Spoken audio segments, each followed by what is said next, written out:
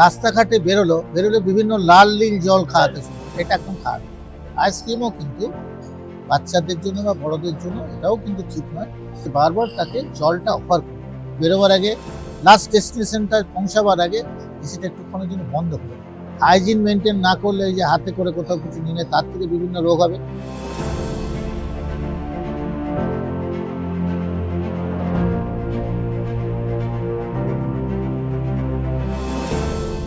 নমস্কার, সুস্বাস্থ্যের সময় এই অনুষ্ঠানে আপনাদের স্বাগত জানাই। আমার সঙ্গে রয়েছেন ডাক্তারবাবু। ডাক্তারবাবু আলাদা করে পরিচয় দেওয়ার কোনো দরকার পড়ে না। জয়দেব ডাক্তারবাবু, আমরা এইভাবেই বলি। খুব কাছের মানুষ এবং শিশু চিকিৎসায় তার কথা সবাই জানে। আজকে আমরা সে কারণে ওনার কাছে এসেছি যে গরম, এখন বৃষ্টি পড়ছে, ঠান্ডা ঠান্ডা আছে, কিন্তু ঠান্ডা গরম থাকে, যে কোনো সময় গরম পড়বে এবং পড়তে চলেওছে। গরমের সময় গরম সঙ্গে ঠান্ডা গরম, এই যে পরিস্থিতি, এই পরিস্থিতি থেকে ঠিক কীভাবে আমাদের ছোটদেরকে রক্ষা করা যাবে, কি কি করতে হবে, আপনি কি বলেন? নমস্কার। প্রথম যে কথাটা আপনি বললেন যে ঠান্ডা আর গরম, এরম করে যদি এনভায়রনমেন্টের মধ্যে টেম্পারেচারের খুব তারতম্য করতে থাকে, তাহলে এই সময় কিন্তু বিভিন্ন ধরনের ভাইরাস ঘটিত রোগ হওয়ার প্রবণতাটা বাড়ে। দেখবেন জ্বর হচ্ছে, সর্দি হচ্ছে, কাশি হচ্ছে, এগুলো কিন্তু এই সময় প্রচণ্ড বেশি হচ্ছে। তাহলে এই ভাইরাস ঘটিত রোগ থেকে বাঁচার উপায় কি? বাঁচার উপায় হচ্ছে এই যে এনভায়রনমেন্ট চেঞ্জটাকে যতটা অ্যাভয়েড করা যায়। মানে আপনি এই গ্রীষ্মকালে সবাই চায় কি এসির মধ্যে, যাদের বাড়িতে এসি আছে তারা এসিতে ঢুকে যায়, আর বাচ্চারা কি করে এসি থেকে হড়বড় করে বাইরে চলে আসে। এসি নন এসি করবেন না। আর যেহেতু এই সময় এই টেম্পারেচারের তারতম্যের জন্য ভাইরাস ঘটিত রোগগুলো বেশি হয়, তাহলে সেখানে আমি বলবো মাস্কটা ইউজ করুন। এখন একটা বাচ্চা থেকে আর একটা বাচ্চা যেতে পারে, এটা বড়দের বাচ্চাদের সবারই হতে পারে। আর যে দ্বিতীয় কথাটা বললেন আপনার উপস্থাপনায়, এখন তো একটু ঠান্ডা গরম চলছে ঠিকই, কিন্তু গরমকালে তো টেম্পারেচারটা খুব বেড়ে যায়। তখন কি করা উচিত?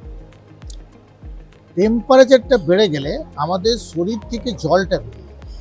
তাহলে সবচেয়ে কঠিন যে ব্যাপারটা হয় বাচ্চাদের জন্য বলুন বড়দের জন্য, সেটা ডিহাইড্রেশন। এই ডিহাইড্রেশন থেকে বাচ্চাদের বাঁচিয়ে রাখতে হবে। ডিহাইড্রেশন থেকে বাচ্চাদের কিভাবে বাঁচাবেন?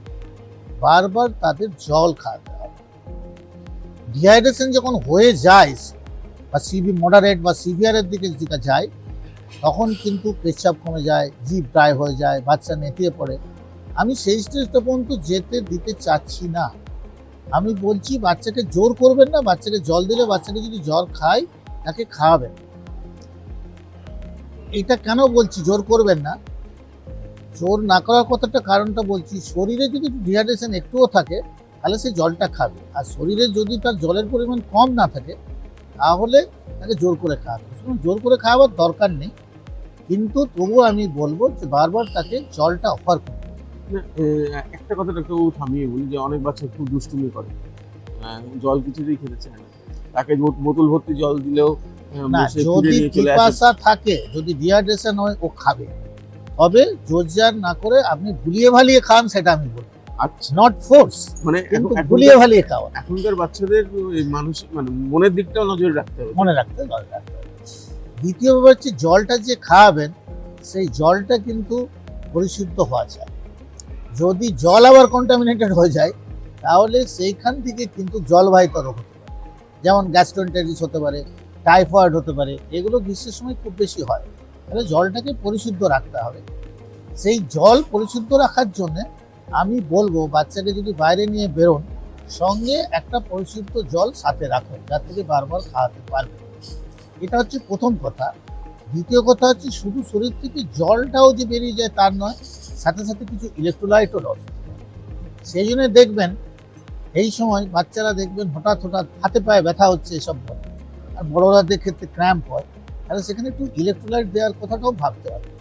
সেই ইলেকট্রোলাইট তাহলে কোথায় পাবে? তাহলে আমি যেমন জলের কথা বললাম, তেমনি সাথে সাথে আমি বলবো ওআরএসও সাথে সাথে। তাহলে ওআরএস ইলেকট্রোলাইটগুলো পাওয়া যায়। দ্বিতীয় যে ব্যাপারটা আমি বলছি, যে জলের আরো সোর্স আছে। কি সোর্স? এখন এই মরশুমি ফলগুলো বাচ্চাদের দেবে।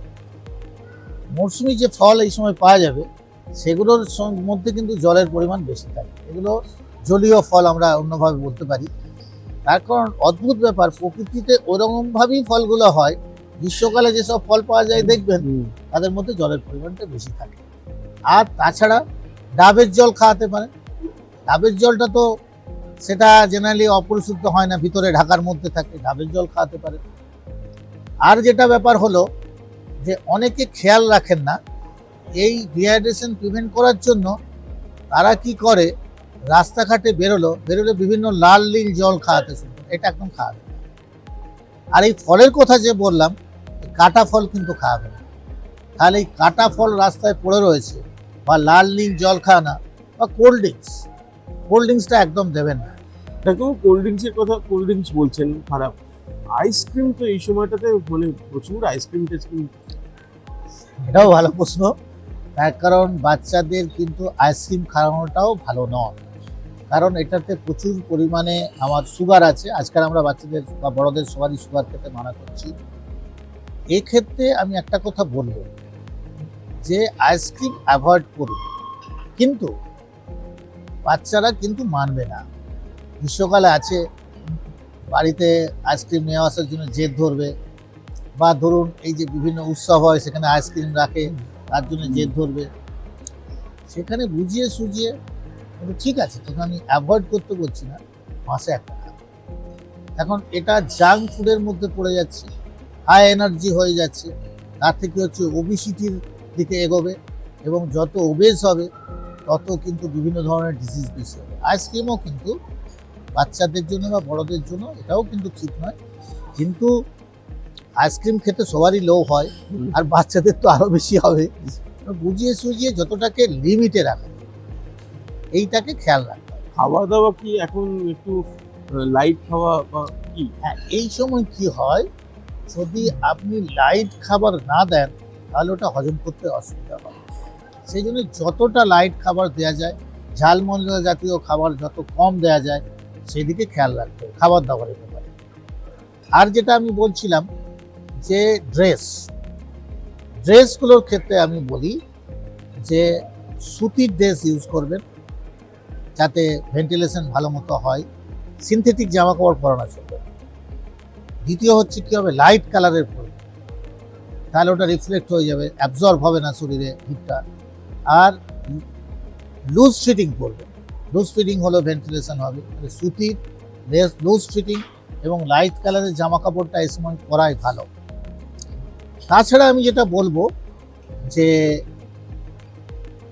রোদের বাড়ার আগে, ধরুন এখন দেখবেন আস্তে আস্তে স্কুল অনেক বন্ধ হয়ে যাবে, কিছু কিছু হয়েও যাচ্ছে, আর না হলে মর্নিং শিফটে স্কুলে যান, বা ইভিনিংয়ে রোদটা কমানোর পর স্কুলে যান। যদি খুব বেশি প্রয়োজন না পড়ে তাহলে কিন্তু স্কর্চিং সানটাতে আমি বেরোতে মানা করব। যদি বেরোতে হয় তাহলে প্রিকশনটা নেওয়ার দরকার। প্রিকশন বলতে কি বললাম, দুইটা তো আমি বলছি সাথে রাখতে হবে। তাছাড়া এই ড্রেসগুলো ওইভাবেই পরবেন, কিন্তু সেখানে কিন্তু ছাতা নিয়ে বেরোনো উচিত যদি আপনাকে হেঁটে আশপাশে কোথাও যেতে। আর এসির কারে যদি আপনি যান, ওই যে বললাম বেরোবার আগে, লাস্ট ডেস্টিনেশনটা পৌঁছাবার আগে এসিটা একটুক্ষণের জন্য বন্ধ করে দিন, তাহলে কি হবে, আপনার অ্যাডজাস্টমেন্টটা ঠিক হবে। এসি নন এসি, স্কুলে বড় বাচ্চারা যে যায়, স্কুলটা হয়তো এসি, কিন্তু স্কুল থেকে বাড়িতে যে আসছে সেই পুল কারটা এসি নয়, তা সেইগুলোতে কিন্তু বাচ্চারা ভুগতে থাকে।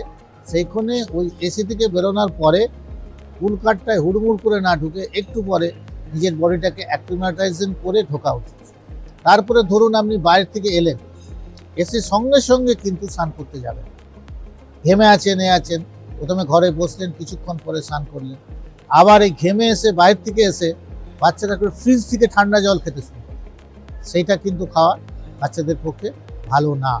একদম ফ্রিজ থেকে ঠান্ডা জল প্রথমে বার করে বাড়ির মধ্যে একটু নর্মাল টেম্পারেচারে নিয়ে এসে তারপরে খান, ফ্রিজের ঠান্ডা জলটা খাওয়া উচিত। আর একটা যেটা প্যারেন্টসদের মনে হয়, যে এই যে এসিতে থাকলো তাতেই বাচ্চার ঠান্ডা লেগে যাচ্ছে, এটা একদম ভ্রান্ত ধারণা। এসি থেকে কিন্তু ভাইরাল ইনফেকশন হয় না। এসিটাকে পরিষ্কার পরিচ্ছন্ন রাখতে হবে। যে এয়ারটা এসি সাক করছে, যদি এসির মধ্যে নোংরা থাকে তাহলেও ভাইরাসটাকে নিয়ে বাচ্চাকে দেবে বা বড়কে দেবে। কিন্তু ওটা যদি ঠিকমতো করে পরিষ্কার করা হয়, রেগুলার যদি সার্ভিসিং করা হয়, তাহলে কিন্তু ওই এয়ারটা পিউরিফাইড হতে হবে। ওই এয়ারটা দিয়ে কিন্তু আপনাকে বাচ্চাকে ক্ষতি করবে না। আর যেটা বললাম যে এই যে যাতে ডিহাইড্রেটেড না হয়ে যায়, সবার পক্ষে তো এসি রাখা সম্ভব হয় না। আর বিশেষ করে আমাদের এই কলকাতাতে কিন্তু কুলার অত ভালো কাজ করে না হিউমিডিটি বেশি থাকার জন্য। সেখানে কিন্তু আমি ফ্যানটাকে ইউজ করতে বলবো। ওই ফ্যান দিলে ঠান্ডা লেগে যাবে, ওটা না রেখে আমি ফ্যানটাকে ইউজ করতে বলবো। এবার আসছি, এই গরমে ঘোরার ফলে বা না ঘুরলেও ঘরের মধ্যে বাচ্চাকে রাখার পরে ছোটোখাটো কিছু জিনিস দেখা যায়, যেমন হচ্ছে হিট র্যাশ। দেখবেন বডিতে এখন আমরা বাচ্চাদের পাচ্ছি অনেক ধরনের র্যাশ আছে। তো হিট র্যাশটা প্রিভেন্ট করার উপায় হচ্ছে যে হিট র্যাশ শুধু নয়, আমরা একটা বাংলাতে বলি ঘামাচি হয়, যেমন চুল কাচ্ছে, ঘাম জমে গিয়ে ঘামাচি হয়। তখন ঘামাচি হলে আমাদের একটা প্রবণতা হচ্ছে বাচ্চার গায়ে পাউডার লাগা। এটাও কিন্তু ঠিক না। এখন আপনার ঘাম আছে, আপনি পাউডারটা দিলেন, এই পাউডারটা দেওয়ার ফলে কি হবে, ঘামের সঙ্গে পাউডারটা মিশে লোমকূপগুলোকে বন্ধ হয়ে যাবে, আপনার স্কিন শ্বাস প্রশ্বাস দিতে পারবে না, বিভিন্ন ধরনের আবার স্কিন ইনফেকশন হবে। তাহলে কি করা উচিত? বারবার যদি স্নান করান বাচ্চাকে, তাহলেই কিন্তু আপনার ওই ঘামাচিটা হবে না। আর যদি ঘামাচি হয়ে থাকে, স্নান করেও ঠিক করতে পারছেন না, সেখানে ফাঙ্গাল যেগুলো আছে, যেগুলো অ্যান্টিফাঙ্গাল পাউডার পাওয়া যায়, তাহলে স্নান করিয়ে ঘামটাকে বার করে দিয়ে ঠান্ডা অবস্থাতে বাচ্চাদের কিছুক্ষণ রেখে সেইখানে পাউডারটা ইউজ করুন। পাউডার ইউজ করার যেমন লোমকূপ বন্ধ করে দিতে পারে, এটাও একটা ব্যাপার আছে। আর একটা ব্যাপার হচ্ছে, পাউডারটা যখন দিলেন, ওই পাউডারটা উড়ে নাক মুখ দিয়ে লাঙেও যেতে পারে। সেই জন্যে যতদূর সম্ভব পাউডারটাকে অ্যাভয়েড করা উচিত। তবে আপনি কিছুটা ডিওডোরেন্ট এটা ইউজ করতে পারেন।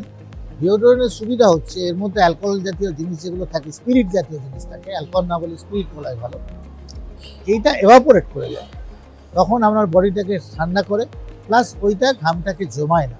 সেই হিসাবে কিছুটা ডিওডোরেন্ট ইউজ করা যেতে পারে।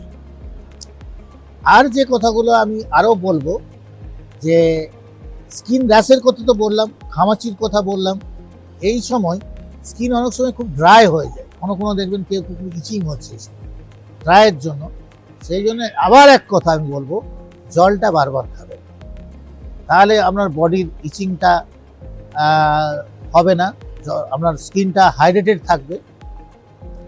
সাবান ইউজ করার ক্ষেত্রে বাচ্চাদের জন্য যে পিএইচ মেনটেন করে সেরকম একটা সাবান ইউজ করা উচিত। অ্যালকালাইন সোপটা ইউজ করা চলবে না, অ্যাডাল্ট সোপটা ইউজ করা চলবে না। কারণ অ্যাডাল্ট সোপটা যদি ইউজ করা হয়, স্কিনের মধ্যে যে অ্যাসিড মেন্টেল বলে একটা জিনিস থাকে, তাতে ওই প্রোবায়োটিক যেগুলো থাকে, যেটা স্কিনটাকে প্রিভেন্ট করে, সেটা নষ্ট হয়ে যেতে পারে। সাবান ইউজ করুন, কিন্তু অ্যাপ্রোপ্রিয়েট কোয়ালিটির বেবি সোপকে আপনি ইউজ করতে পারেন। আর একটু বড় বাচ্চা যারা খুব ছোট নয়, সেখানের ক্ষেত্রে খুব ছোটদের আমি বলবো এই সময় কিন্তু ব্রেস্ট ফিডিংটা বারবার করাবে। তার কারণটা হচ্ছে ব্রেস্ট মিল্ক দিয়েও প্রচুর পরিমাণে জল দেয়। আর একটু যারা অ্যাডোলেসেন্স গ্রুপে অনেকে বেরিয়ে টেরিয়ে যায়, এই হিট যেটা বললাম র্যাশের পরের সিভিয়ার ডিগ্রেড যেটা, সেটা হচ্ছে হিট এক্সজস্ট। হিট এক্সজশনে কী হয় দেখবেন, এই গ্রীষ্মে কাজ করতে করতে যাদের বডি অ্যাক্লিমেটাইজ নয়, তারা একটু ক্লান্ত বোধ করে, মাথা ধরে যায়, তাদেরকে ঠান্ডা জায়গায় নিয়ে আসুন। ঠান্ডা জায়গায় নিয়ে আসে তাদের ঘামটা ওইভাবে যাতে না হয় সেদিকে খেয়াল রাখুন। আর ধীরে ধীরে অল্প অল্প করে বারে বারে আপনি ফ্লুইড খাওয়ান, ওআরএস দিন, তাহলেই দেখবেন আস্তে আস্তে চাঙ্গা হবে। কিন্তু খায়ে ঘাম নেই, অথচ তার আনকনসিয়াসের মতো হয়ে যাচ্ছে, ইনকোয়ারেন্ট কথাবার্তা হচ্ছে, তার মানে সেটা হিট স্ট্রোকের দিকে চলে যাচ্ছে। সেটা ছোট বাচ্চাদের আমরা অত লক্ষ্য করি না, কিন্তু অ্যাডোলেসেন্স এজ গ্রুপ এসব বলে লক্ষ্য করা যায়। তাদের ক্ষেত্রে কিন্তু আপনাকে ঠান্ডা জায়গায় নিয়ে আসা, ফ্লুইড খাওয়ানো, এবং যদি ফ্লুইড সেইভাবে সে নিতে না পারে, আইভি ফ্লুইড যদি আপনি নাও দিতে পারেন, ভালো করে চুবিয়ে দিয়ে গাটা ঠান্ডা করুন, এবং অ্যাজ এয়ারলি অ্যাজ পসিবল ডাক্তারবাবুর অ্যাডভাইস নেওয়া এবং নিয়ারেস্ট সেন্টারে আপনাকে নিয়ে যেতে হবে, নাহলে সেখান থেকে জীবনহানি পর্যন্ত হতে পারে। আর অলওয়েজ আমি বলবো, যে কোনো ডিজিজের জন্য হাইজিনটা প্রপারলি মেনটেন করতে। হাইজিন মেনটেন না করলে, এই যে হাতে করে কোথাও কিছু নিলে তার থেকে বিভিন্ন রোগ হবে। বিশেষ করে এই গ্রীষ্মকালে জলবাহিত রোগগুলো বেশি হয়, কারণ পিপাসা পায় তখন খেয়াল থাকে না, ওই অপরিশুদ্ধ জল খেয়ে থাকে, তার থেকে জলবাহিত রোগগুলো বেশি হতে থাকে। তাদের প্রিভেনশনের জন্য যে ভ্যাকসিন আছে সেই ভ্যাকসিনগুলো কিন্তু বাচ্চাদের নেওয়া উচিত। যেমন ধরুন রোটাভাইরাস ভ্যাকসিন পাওয়া যায় ডায়রিয়া প্রিভেন্ট করার জন্য, টাইফয়েডের জন্য প্রিভেনশনের জন্য টাইফয়েডের জন্য প্রতিষেধক ভ্যাকসিন আছে। তাছাড়া ধরুন জলবাহিত রোগ বলতে হেপাটাইটিস এ হতে পারে, তার জন্য প্রতিষেধক ভ্যাকসিন আছে। সুতরাং ভ্যাকসিনগুলো নেওয়া উচিত।